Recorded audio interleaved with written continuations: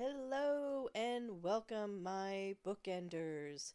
This is Bookends of Recovery, where recovery gets real and loved ones aren't left out.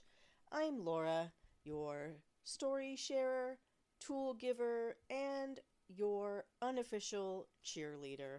I may have a messy past, but I definitely have a hopeful heart. Let's get into today's topic: compliments and fingerholds. Two things you might not think belong in the same episode, but trust me, they do. Let's start with compliments. Which one are you? Imagine your friend says to you, "That hairstyle looks really great on you. It frames your face perfectly." And then you say, "Really? I just wanted it out of my eyes." Or your friend says, "That hairstyle looks really great on you. It frames your face perfectly." And you respond, "Thank you. I appreciate knowing it looks really good." Compliments, those little golden nuggets of connection, can actually do a lot more than just make someone smile. Genuine compliments can boost our self-esteem and that sense of self-worth. In fact, studies show that when we receive a compliment, our oxytocin levels rise. And if you don't know, oxytocin is sometimes called that love hormone.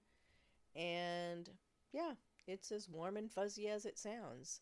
And even better, giving a compliment can be just as rewarding as receiving one because it strengthens connection, it builds appreciation, and honestly, it just feels good. That's why we say it gives you warm and fuzzies. I remember when my kids were little, at their elementary school, they handed out, one of the guidance counselors handed out warm and fuzzies. And so the guidance counselor would pay a compliment to, one of the kids, not just one, a bunch of kids. Not that they singled kids out, that would be rude. And they would say something sincere, and they literally gave them this like little tiny fuzzy ball. And then the kids would come home and they'd be so excited to receive this little tiny fuzzy ball. And it really made the kids' day. So it's not surprising that just that little boost really does make your oxytocin level rise. But not everyone experiences compliments the same way. And I should have like this giant red arrow pointing at me because I was definitely one of those people. Some of us are internally secure and don't rely on external praise, and they may appreciate compliments, but they don't need them to feel whole. And others find that compliments help fuel their motivation or ease self-doubt. But for those of us who may have had a giant arrow pointing at them just moments ago, who lived with low self-worth or self-esteem, accepting a compliment can feel complicated. And it may even stir up feelings of discomfort or bring up old emotional residue that says, this can't possibly be true about me. So I'll give you an example of why that's true for me, and then you can think about if you're in the same situation where you might have that giant red arrow pointing at you, why you may relate. So for a long time, my mom's voice lived rent free in my head, because that voice was so critical and harsh, and she was downright cruel. So when someone said something kind about me, I brushed it off. I wasn't rejecting them, I was rejecting the version of me that they saw because it didn't match the one that I had internalized. And so over time, thankfully, through my recovery and my healing, that began to change. And yours can too. So if you're struggling with that low self-esteem, whether that's in your recovery or through your healing, I want you to know that you can take that power back from whatever voice you may be hearing, and your self-worth can grow. Your self-esteem can just go from, whatever it may be now, whether it's on the floor or it's very minimal, and it can just expand and just keep growing in leaps and bounds. One of the things I learned to do was practice gratitude. And somewhere along the way, I learned how to receive a compliment and not just say thank you out loud, but to actually let that compliment sink in without guilt, without second guessing, without feeling like I was bragging or being, quote unquote, too much, but to actually think about what they were complimenting me on. Not just surface level stuff like, oh, your hair looks good. Oh, thanks. Or, where'd you get those shoes? Cool. Well, guess what? I got them from, wherever. But the other stuff as well. You raised good kids. It wasn't just, oh, well, thanks. It was, yeah, I did raise fucking good kids, didn't I? Through a lot of struggles, I managed to raise some amazing, great kids. I made a lot of mistakes, and yet I was able to go back to them and apologize for those mistakes, to, stay with a living amends and continue to, reflect and continue to encourage them and just stay connected with them. And so, yeah, I have awesome kids. And so anytime anyone says anything about, the kids, it's like, yeah, I lift them up. And same with like, you made a really good meal tonight. It sounds surface level, but it's like, thank you. And I did that without the help of anyone to show me as a role model. So things you can accept compliments and look deeper. Give yourself the credit that you deserve. So if you want to work on this too, here's a little gentle starting point. Think about compliments you've received recently. Which ones made you uncomfortable? Which ones did you just flat out dismiss? You can try, just jot them down. We always talk about, do you have to do it on a piece of paper? No, you can just do it on your phone, whatever. What made the compliment hard for you to receive? Was it the person who said it? Was it the subject itself? Did it remind you of something painful? Whether that's from something recent that happened or long ago from the past. Also, tune in to your body and see where that discomfort is lying. Because remember, we've talked about our body can tell us. And ask yourself, are you avoiding something deeper, like I was with my mom? And if it helps, we're going to do a bit of, I don't do life coaching anymore, but I did, and I'm still certified.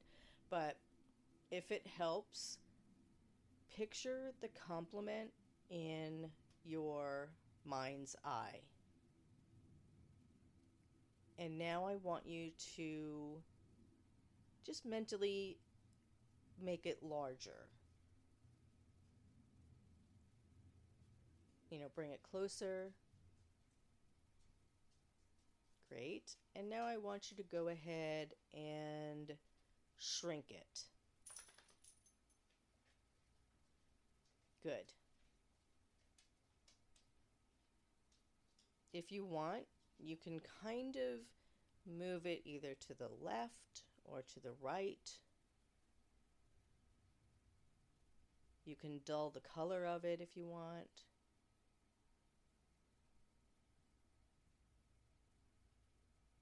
Okay. Good. And now I want you to bring it back. Open it up brighter and brighter. And does that change how you feel about the compliment? And that's just a little way for you to kind of examine things in your mind's eye. And you can write it out as well. Just kind of journal what comes up. And remember, whenever you're journaling, just do that without judgment, right? This is a practice. It's not a test. All right, so bookenders. Now we're going to move from compliments that can bring up some deep-seated emotions to something that can help alleviate some of these emotions. And it's a tool that you can literally keep in your pocket. It's called Fingerholds. So we're going to rewind the clock a little bit. What was it? Who does doodly-doo, doodly-doo, doodly-doo? Oh, I know. Oh my gosh, I'm so embarrassed. How could I forget? It's my favorite podcasters, Ben and Ronnie from Watch What Crappens. And if you if you watch reality TV and you don't listen to Ben and Ronnie on Watch What Crappens, please listen to them. They are hilarious, and you will just fall in love with them. Anyway, doodly-doo, doodly-doo. We're rewinding the clock. Many, many, many years ago. Seriously, many. Like 100 years ago. I was still in high school, and I drove it might have been my Chevy Nova, maybe, from Long Island to New Jersey to visit a family friend. And by the time I got there, I had a full-blown migraine. I know, big surprise. Oh no, she's talking about migraines again.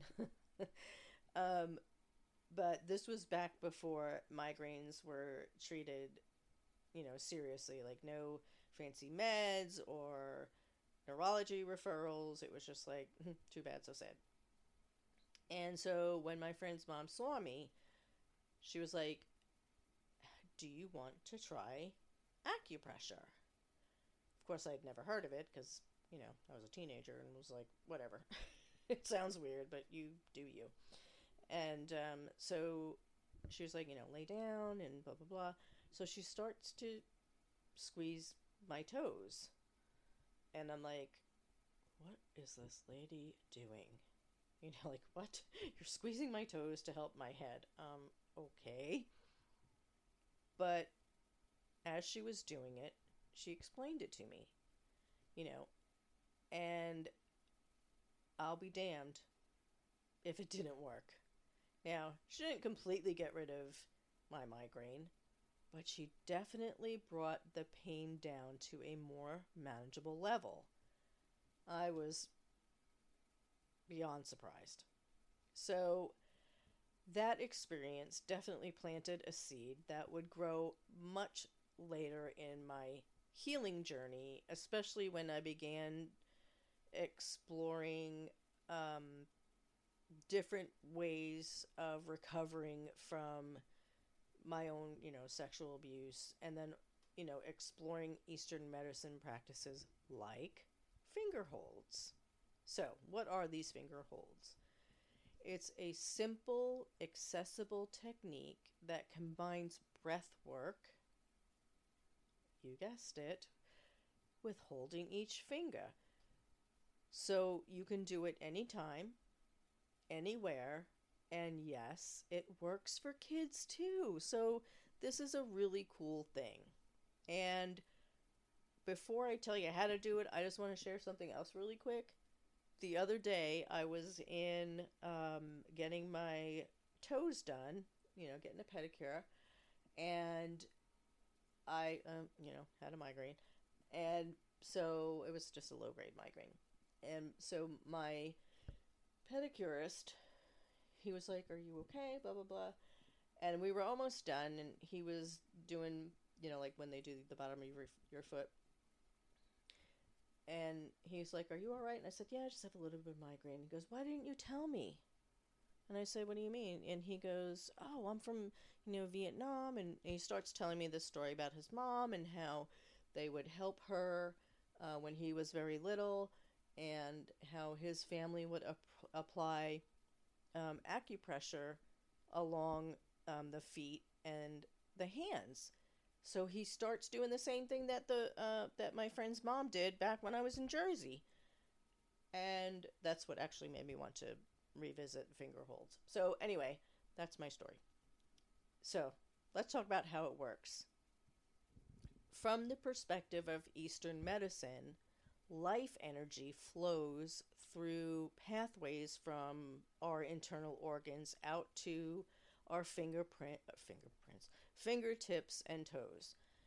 When we experience emotions that don't get processed or integrated, that energy can be blocked. So each finger is associated with a specific emotional, quote unquote, attitude. And by gently holding the fingers while breathing with intention, we can encourage those blocked emotions to move. Now, if you're rolling your eyes, just give it a chance. Because I rolled my eyes. I want you to just give it a try. It's not going to hurt anything. So, these are the emotions that are tied to each finger. So, for your thumb, that's worry. Your index finger is fear or anxiety. Middle finger is anger. No surprise there. Your ring finger is grief. And your pinky finger, your little finger, is low self-esteem. So the way to do the practice is you take some deep, intentional breaths, what we here love to call the belly breaths, and then you wrap your opposite hand around one finger at a time. And then you hold each finger for about 2 to 5 minutes. You inhale deeply with the intention of calm. And then you exhale slowly, letting go of the stress or the emotion that you're working on. And remember, we've talked before about how you just kind of breathe in peace and exhale, stress. Well, in this case, you can breathe in peace and calm and exhale whatever it is you're working on. So, worry, fear, anxiety, anger, grief, low self esteem, whatever it may be. And you can use this during overwhelming moments before, maybe you're getting ready to have a difficult conversation, or even as part of your um, nighttime bed routine and you want to wind down before you're going to sleep.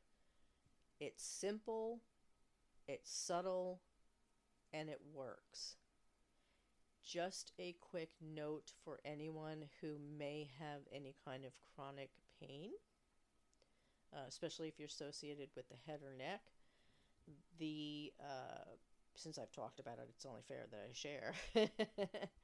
It's the location you want to pinch between your thumb and pointer, that meet right there.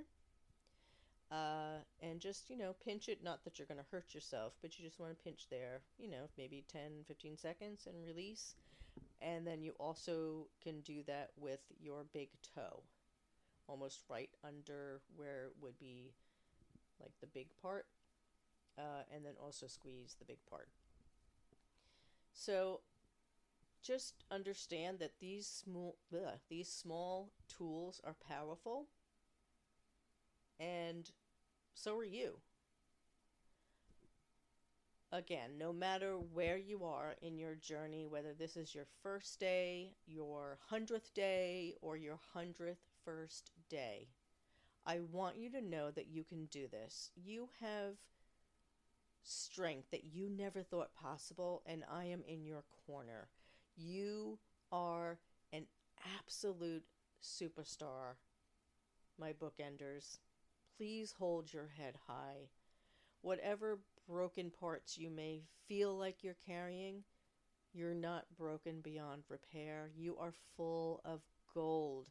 If you have any questions, or if you want free downloadable worksheets, or if you need to look at an example of the Fingerholds, just go to my website, bookendsofrecovery.com, and search Fingerholds. And don't forget to check out our Facebook community, Bookends of Addiction Recovery. Have any questions, feel free to reach out. I'm always here for you. This is Laura wishing you a beautiful day because you deserve it. Thank you so much for stopping by.